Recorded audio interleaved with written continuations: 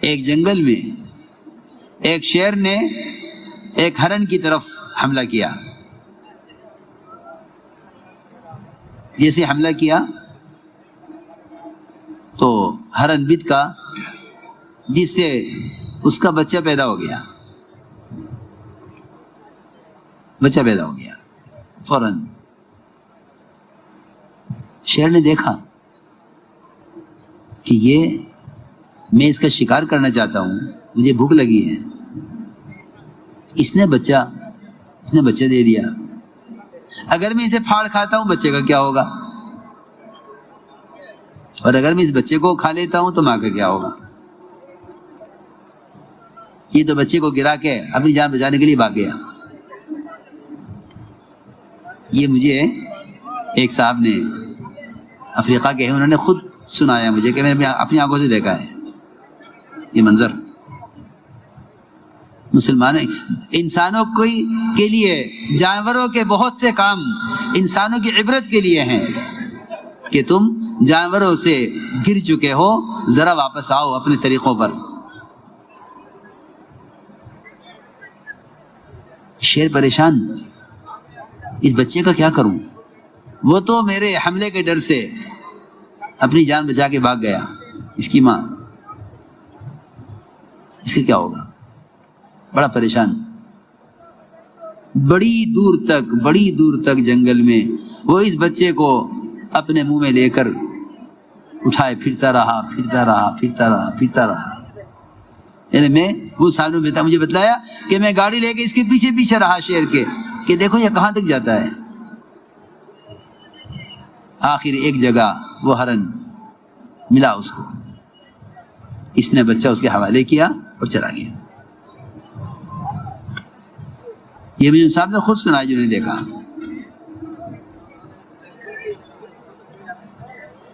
بات یہ ہے، اس لیے میں نے عرض کیا کہ یہ انتہائی بد اخلاقی اور انتہائی درندگی کا مزاج ہے کہ باپ کا بدلہ بیٹے سے لے لو. نہیں، حضور اکرم صلی اللہ علیہ وسلم نے حضرت اکرمہ کے آنے سے پہلے ہی صحابہ کو بتا دیا کہ اکرمہ آ رہے ہیں، اسلام قبول کرنے کے لیے آ رہے ہیں. دیکھو ان کے سامنے ان کے باپ کو برا مت کہنا، تبھی تمہیں اس کے باپ کی حرکتیں یاد آ جائیں. اور تم کوئی ذرہ برابر کوئی بات ابو جہل کی ستانے کی اس کے بیٹے کے سامنے مت کرنا. وہ کیا سوچے گا کہ میں تو ان کے پاس مامون ہو کر مطمئن ہو کر آ رہا ہوں اور یہ میری باپ کی حرکتیں مجھے یاد دلا رہے. حضور اکرم صلی اللہ علیہ وسلم نے حضرت اکرمہ کا استقبال اس طرح کود کر کیا، اچھل کر. روایت میں ہے وثب الیہ، کود کر آئے. آپ نے صرف لنگی باندھی ہوئی تھی، بدن پر اور کپڑا نہیں تھا، تاخیر نہیں کی آنے میں، اور بیٹھے. حضرت اکرمہ نے عرض کیا کہ آپ کیا چاہتے ہیں؟ فرمایا کہ اکرمہ اسلام لے آؤ. عرض کیا کہ میں اسلام لے آؤں گا، مگر میری ایک درخواست ہے کہ میں نے آپ کے خلاف اور اسلام کے خلاف آج تک جتنی کوششیں کی ہیں، آپ اللہ سے دعا کر دیجئے اللہ میرے سارے گناہ معاف کر دے. آپ نے دعا فرمائی، اے اللہ اسلام کے خلاف ساری عداوتیں، اس کی ساری کوششیں، اے اللہ تو سب کو معاف کر دے. میں عرض کر رہا تھا کہ ابو جہل کا بیٹا اکرمہ ان کو اسلام سے بھاگنے نہیں دیا. ایک کشتی چلانے والے میں اللہ کی دعوت نے. کہاں جا رہے ہو؟ میں اس لیے عرض کر رہا ہوں کہ اس دعوت اللہ کے عمل کے ہوتے ہوئے اس دعوت اللہ کے عمل کے ہوتے ہوئے کسی علاقے سے مسلمانوں کے ارتداد کی خبر کا سننا کسی فرد یا کسی جماعت کے، یہ انتہائی حیرت اور تعجب کی بات ہے کہ جب اتنا بڑا مجموعہ ایک دعوت کی نسبت پر جمع ہو گیا ہے تو پھر ممکن نہیں ہے کہ کوئی خدا نہ کرے اسلام سے پھسل جائے، ممکن نہیں ہے۔ ہاں یہ جب ہو سکتا ہے جب کام کرنے والی کام سے بیٹھ جائیں۔ اس لیے حضور اکرم صلی اللہ علیہ وسلم نے ہر فرد کو داعی بنایا۔ جو اسلام میں داخل ہوتا تھا اس پر سب سے پہلا تقاضا اپنی قوم کو دعوت دینے کا ہوتا تھا۔ جو اسلام میں داخل ہوتا تھا اس پر پہلا تقاضا اپنی قوم کو جا کر دعوت دینے کا ہوتا تھا۔ میں عرض کر رہا تھا کہ ایک ایسا ماحول بنا ہوا تھا کہ اگر اس ماحول میں کوئی برے ارادے سے بھی آتا تو آپ صلی اللہ علیہ وسلم کے یہاں کا اخلاق، آپ کے یہاں کا اکرام، آپ کے یہاں کی وسعت قلبی، وہ اس کو بتلا دیجیے کہ اسلام کیا ہے، وہ بتلا دیجیے کہ اسلام کیا ہے۔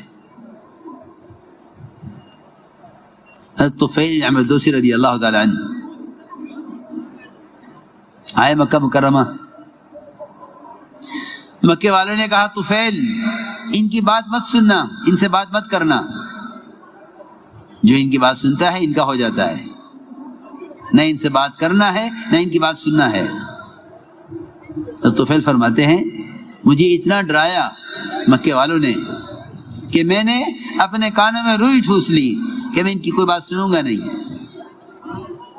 فرماتے ہیں کان بند کر کے میں مسجد میں داخل ہوا۔ مسجد سے باہر یہ کیفیت ہے کوئی بات سننا نہیں چاہتے، مسجد میں آ کر یہ کیفیت ہے کہ دل اندر سے تقاضا کر رہا ان کی بات سننی چاہیے۔ ہم اسی لیے عرض کرتے ہیں کہ ہمارے یہاں گشت کا موضوع ماحول میں لانا ہے، گشت کا موضوع ماحول میں لانا ہے کہ نہ ماحول میں لاؤ، ماحول بدلے گا، ماحول ان کو اندر سے بدلے گا۔ باہر یہ کیفیت تھی کہ آپ کی بات کو سننے سے کان بند کیے ہوئے تھے، لیکن مسجد میں قدم رکھتے ہی فرماتے ہیں اندر سے میرے دل نے کہا کہ طفیل تو پڑھا لکھا آدمی ہے، اچھے برے کلام سے واقف ہے، ان کی بات کے سننے سے یہ کس سے روکا ہوا ہے، ان کی بات سننی چاہیے۔ فرماتے ہیں میں نے اپنے کانوں سے روئی نکالی اور آپ صلی اللہ علیہ وسلم سے قرآن سنا۔ کہتے ہیں کہ میں نے اس سے اچھا کلام کبھی نہیں سنا تھا۔ اسلام قبول کیا اور یہ عرض کیا کہ اجازت دیجیے کہ میں اپنی قوم کو جا کر دعوت دوں۔ لیکن اس قصے میں بہت سمجھنے کی بات یہ ہے کہ انہوں نے اپنی قوم کو دعوت دینے کے لیے اپنی حیثیت کا ذکر کیا۔ یہ بات بہت سمجھنے کی ہے، میری حیثیت ہے، میری قوم میری بات مانے گی، میری قوم میری ہر بات مانتی ہے، یہ بھی مانے گی۔ یہ کام حیثیتوں کو مٹانے کا ہے، حیثیت بنانے کا نہیں ہے۔ فرماتے تھے کام شخصیت سوزی کا ہے، شخصیت سازی کا نہیں ہے۔ کام سے شخصیت بنے نہیں۔ حضور اکرم صلی اللہ علیہ وسلم کہاں معراج کی بلندی اور کہاں طائف کی پستی، کہ ان کو مجاہدے سے اذیتوں سے گزرنا ہی پڑے گا، اس کے علاوہ کوئی راستہ نہیں ہے، اس کے علاوہ کوئی راستہ نہیں ہے۔ اپنی حیثیت کی بنیاد پر مت کہنا کہ ہماری بات چل جائے گی۔ لہذا فرماتے تھے جو مجمع تمہاری محنت سے جمع ہوگا وہ تمہاری بات لے گا، جس کے پیچھے محنت نہیں ہے ان کے قلوب تمہاری بات کو قبول نہیں کریں گے. تو یہ کبھی خیال نہ کیا جائے کہ حیثیت سے کام ہو جائے گا. ناکام حیثیت سے ہوگا. یہ ذہن میں رکھنا یہ بات.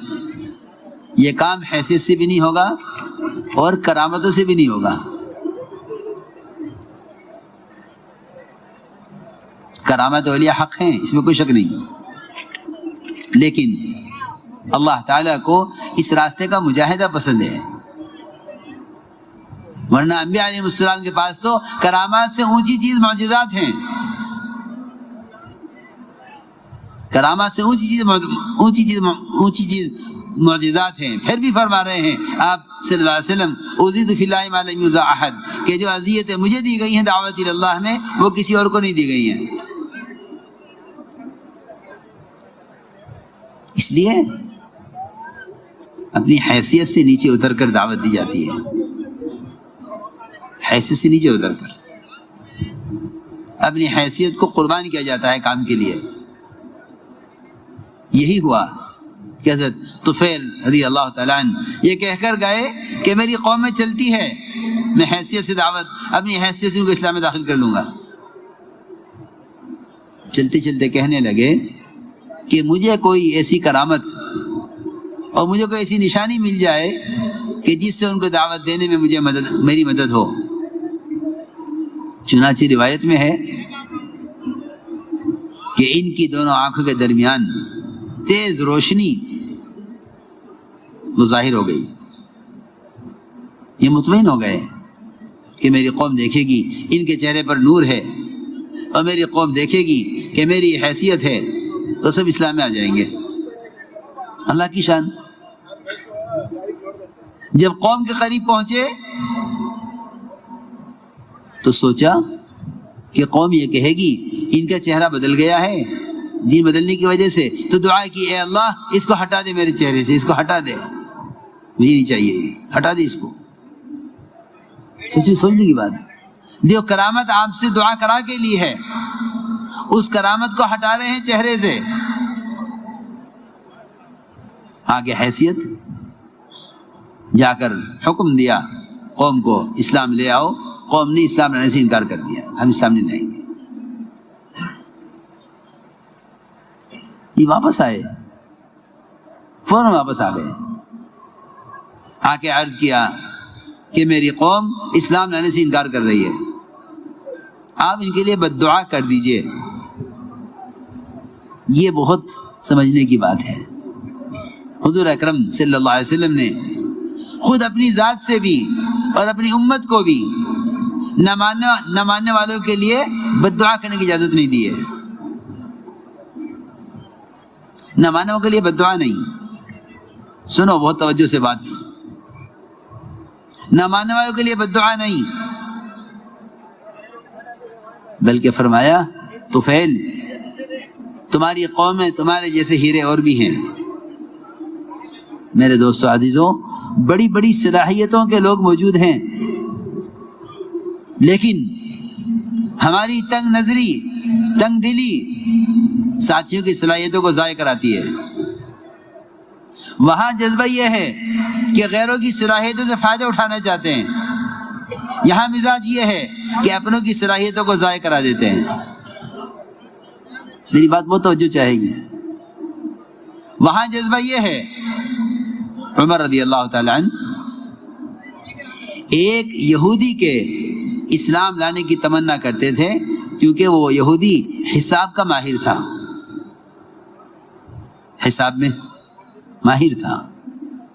کہتے تھے کاش یہ یہودی نہ ہوتا، مسلمان ہوتا تو میں اس کو بیت المال کا محاسب، اپنے بیت المال کا سی اے بنا لیتا. سی اے، جی ہاں یہودی ہے مگر کاش مسلمان ہو جاوے تو میں اس سے کام لوں. ہاں یہ نہیں کہ نہیں مانتے تو ہلاک ہو جاؤ، نہیں، یہ نہیں.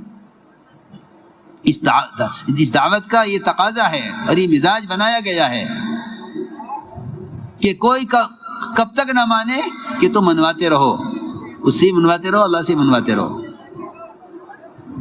آپ نے فرمایا اے طفیل تمہارے جیسے ہیرے اور بھی ہیں تمہاری قوم میں، جاؤ محنت کرو۔ اللہ کی شان، جس قوم کے لیے نہ ماننے پر بد دعا کرانے کے لیے آئے تھے، اسی قوم پر محنت کر کے ابو ہریرہ جیسے محدث آئے جنہوں نے سب سے بڑا ذخیرہ امت کو احادیث کا آپ سے نقل کر کے دیا۔ دیکھو تو صحیح، جن کے لیے کہہ کر آئے بد دعا کر دیجئے۔ اس لیے اس امت کے نبی کو بھی یہ کہا گیا ہے لیس لک من الامر شیء او یتوب علیہم او یعذبہم فانہم ظالمون، کہ آپ بد دعا نہ کیجئے، آپ بد دعا نہ کیجئے، آپ بد دعا نہ کیجئے، اس لیے کہ آپ نہیں جانتے کہ جن کے لیے آپ بد دعا کر رہے ہیں کل وہ اسلام میں داخل ہو کر آپ کے مددگار بننے والے ہیں۔ چنانچہ یہی ہوا، بعض وہ لوگ جن کے لیے حضور اکرم صلی اللہ علیہ وسلم نے بد دعا کا ارادہ کیا، اللہ نے روک دیا، پھر وہ کفر سے اسلام میں داخل ہوئے اور وہ آپ کے جانثار بنے۔ یہ بھی روایتیں ملتا ہے۔ ہاں، میں بزرگ عرض کر رہا ہوں، کام کرنے والوں میں غصہ، جھنجھلاہٹ جب پیدا ہوتی ہے، جب وہ محض دوسروں کی اصلاح کا ارادہ کر لیتے ہیں۔ میں تم سے بہت کام کی بات عرض کروں، اللہ تعالی کی طرف سے باطل کی ہدایت کا یا باطل کے راستے سے ہٹنے کا فیصلہ اس وقت ہوتا ہے جب داعی کی قربانی مطلوبہ سطح تک پہنچ جاتی ہے، جب داعی کی قربانی مطلوبہ سطح تک پہنچ جاتی ہے۔